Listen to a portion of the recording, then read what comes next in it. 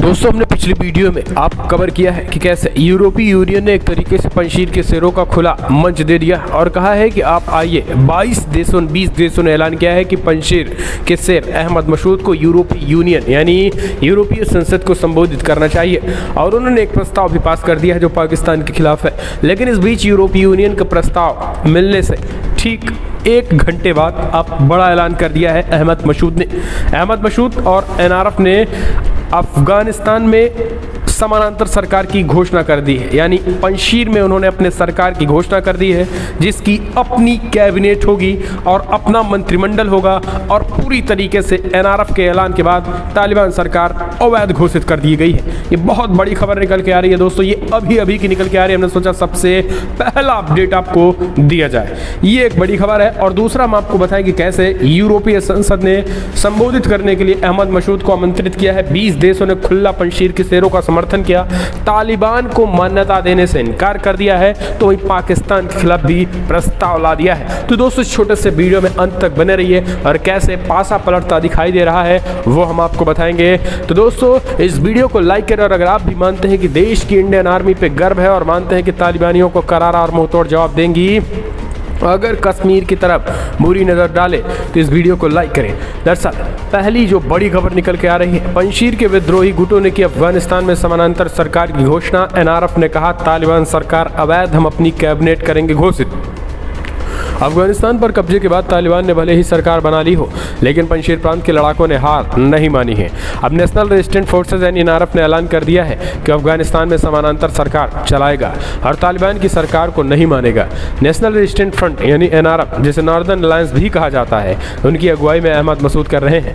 NRF ने अपने बयान में तालिबान को अफगान के साथ साथ पूरी दुनिया के खतरा बताया है। इससे पहले नॉर्दर्न अलायंस ने संयुक्त राष्ट्र यानी यूएन, राष्ट्रीय मानवाधिकार यूएनएचआरसी, EU, सार्क, OIC आदि संस्थाओं से अपील की थी कि वे लोग तालिबान को किसी भी तरीके का सहयोग ना करें। पंजशीर अफगानिस्तान का इकलौता ऐसा प्रांत है जहां तालिबान पूरी तरीके से कब्जा नहीं कर पाया है। तालिबान ने पंजशीर के कुछ इलाकों में भी कब्जा जमाया है, लेकिन पंजशीर के लड़ाकों ने अभी हार नहीं मानी है और पड़ोसियों पर से तालिबान लड़ाकों पर वे लोग हमले कर रहे हैं। आपको बता दें कि 33 सदस्य वाले केयर टेकर सरकार का मंगलवार शाम को ऐलान कर दिया गया है। मुल्ला हसन अंकुत को सरकार का प्रमुख बनाया गया, वहीं मुल्ला बरादर डिप्टी PM और हक्कानी नेटवर्क के हेड सिराजुद्दीन हक्कानी गृहमंत्री बनाया गया।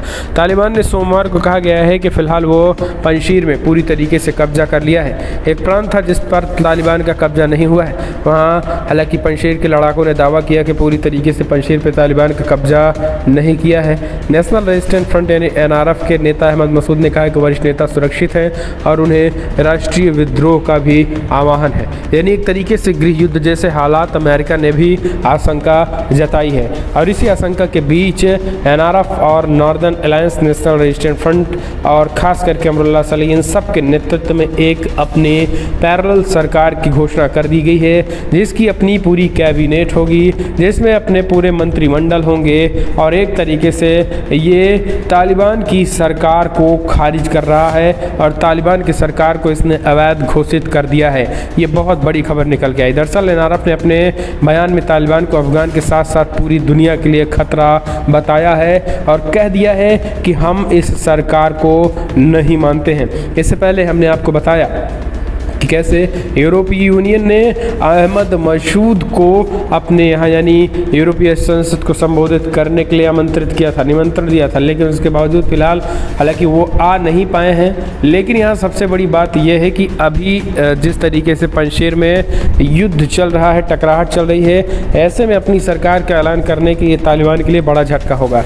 वैसे हम आपको बता दें तालिबान के लिए कोई पहला झटका नहीं है, तालिबान को इससे पहले भी झटका मिला है क्योंकि तालिबान में अंदरूनी ही कलह मची हुई, अंदरूनी फूट ही चल रही है, यानी तालिबान आपस में ही कटे मरे पड़े हैं, यहाँ तक कि दूसरों के काट मार पे कब्जा कर लिया है, लेकिन अब अपने कुर्सी को लेकर ही आपस में ही काट मार कर रहे हैं। इसी को देखते हुए तालिबान और हक्कानी के बीच टकराहट जारी है। मुल्ला गनी बरादर के गायब होने की खबरें थी, उनके मारे जाने की भी खबर थी, लेकिन वो वीडियो में आए और उन्होंने कहा कि हम पूरी तरीके से सुरक्षित हैं। हालांकि ये वीडियो पुराना है, नया है, क्या है, कैसा है, इसको लेकर अभी कोई चीज़ें अभी भी इसके बारे में भी कुछ कहा नहीं जा सकता। लेकिन इस बीच EU यानी यूरोपीय यूनियन ने एक तरीके से तगड़ा झटका दे दिया है पाकिस्तान को भी और तालिबान को भी, यानी पाकिस्तान आतंकवादी देश और आतंक के सरपरस्तों को भी करारा झटका दे दिया है।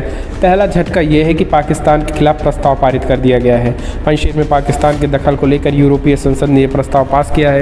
यूरोपीय संसद के प्रस्ताव पारित कर पाकिस्तान पर अफगानिस्तान के पंजशीर प्रांत में नेशनल रेजिस्टेंट फ्रंट के खिलाफ लड़ाई में तालिबान का साथ देने का आरोप लगाया। पंजशीर प्रांत पर कब्जे की कोशिश में जुटे तालिबान को अहमद मसूद के नेतृत्व में NRF के कड़ी टक्कर मिली और यूरोपीय यूनियन की तरफ से जारी रिलीज मुताबिक प्रस्ताव में कहा गया है कि पाकिस्तान अपने स्पेशल फोर्सेस के साथ ही तालिबान को हवाई सपोर्ट भी दे रहा है। पिछले कई सालों से पाकिस्तान अपने यहाँ तालिबान के लड़ाकों को सुरक्षित पनाह भी देता रहा है। अफगानिस्तान में अपनी भूमिका को लेकर पाकिस्तान और उनकी सेना दुनिया भर में विवादों में है।